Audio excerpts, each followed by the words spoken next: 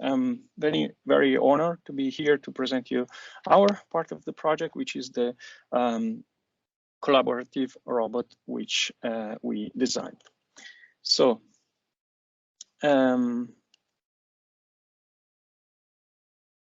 okay. So I'm gonna tell you everything about the robot that has been designed, which has been defined since the very beginning as collaborative by birth. And this is something that I will explain in a few words later. The content will be very dense.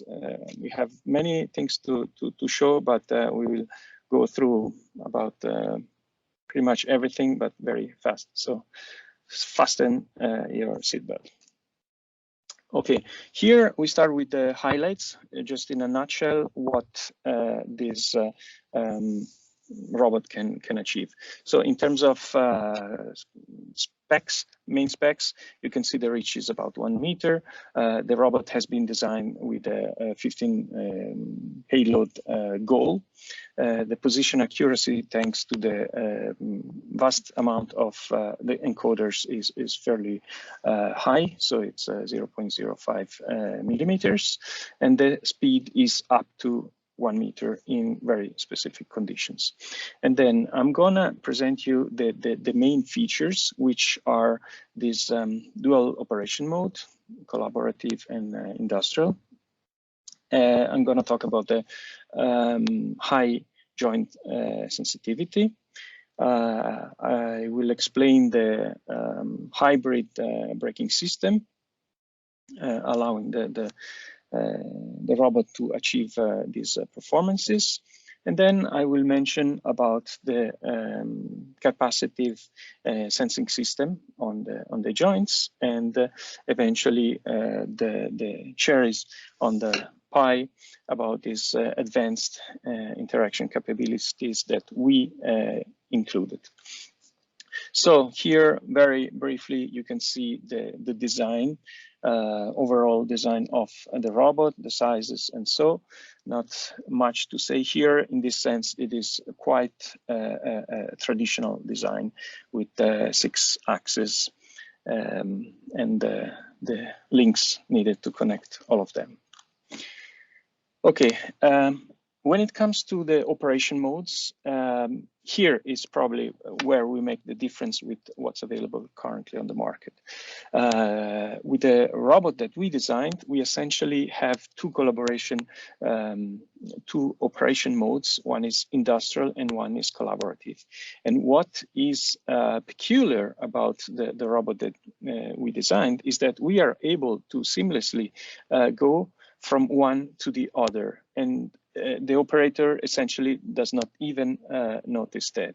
And this is triggered by several different kind of events or scenarios, and which are mainly related to the robot itself and the human operator. When it comes to the robot, it depends where the robot is located. For example, the operation it is performing, the distance from the operator. And when it comes to the operator, it depends on what the operator is doing. And it also depends on the skills of the operator, the age, and much more. Because you can imagine that there are mostly, as anticipated by Christian in the previous presentation, the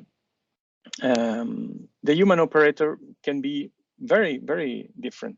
So it can be very fast and very skilled, or can be a rookie starting to learn his way into the operation he has to do, and the robot needs to adapt to that in order to be as efficient as possible.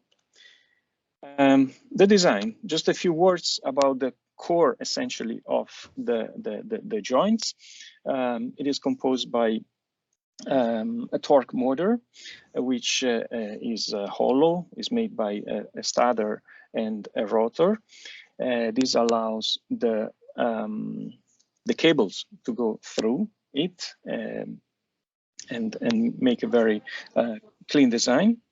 We do have harmonic drive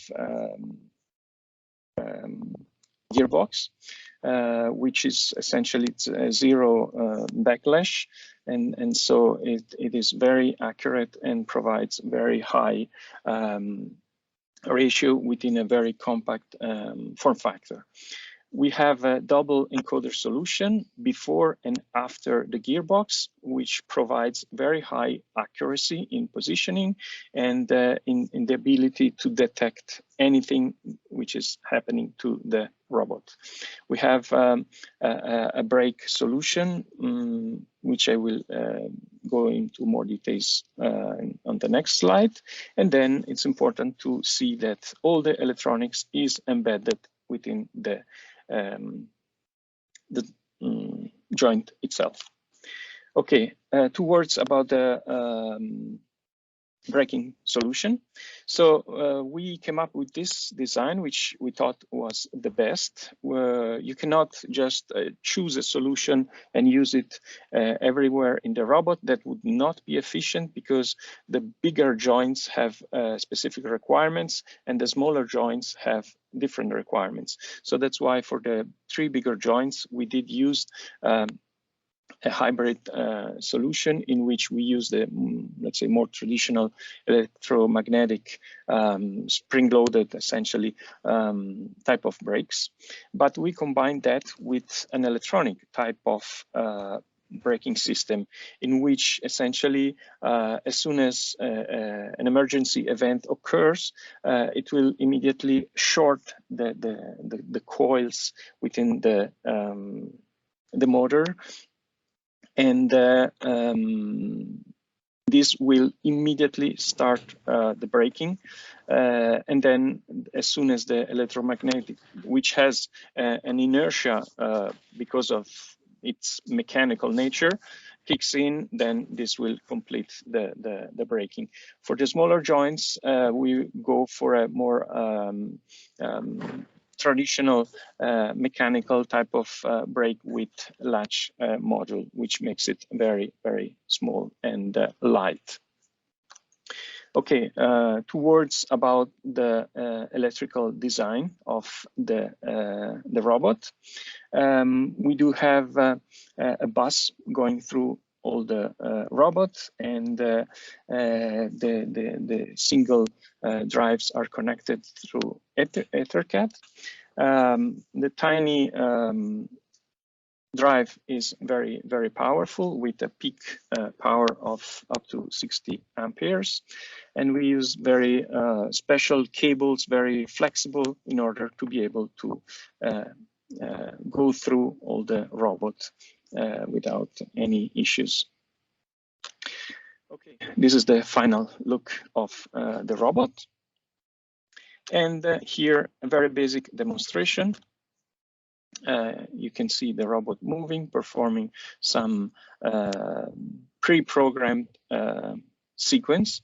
In here, you can see standard Cartesian moves, essentially showing a little bit of everything it can do, the speed and the agility, and so on and so forth. Okay. When it comes to the advanced features, we did include hand guiding, so essentially the operator can take the robot and move it by hand.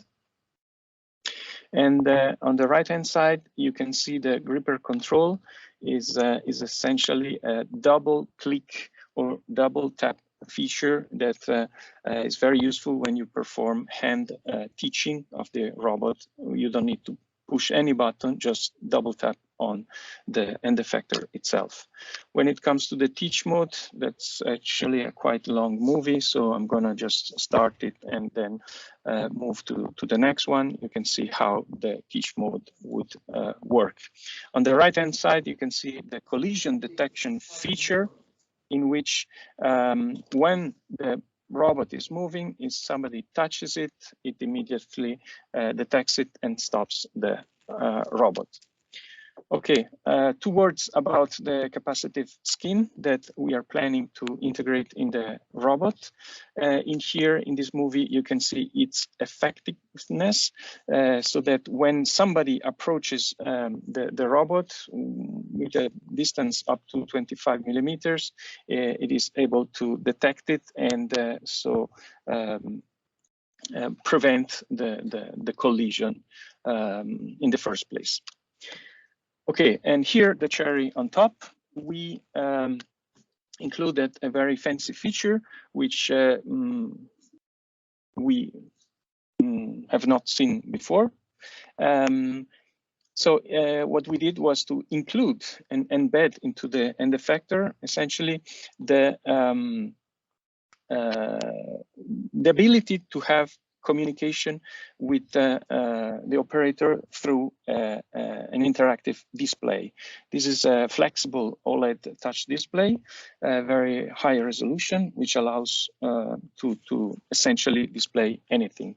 Also here, I have a small video showing the robot in action.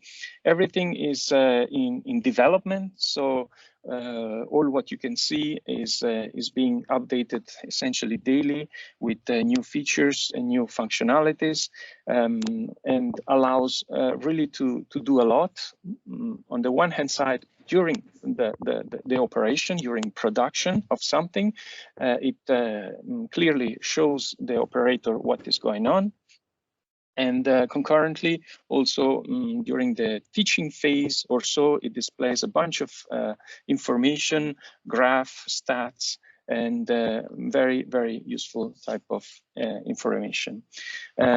We also have included voice commands within the robot, which is also something new, mostly when it comes to the industry standards.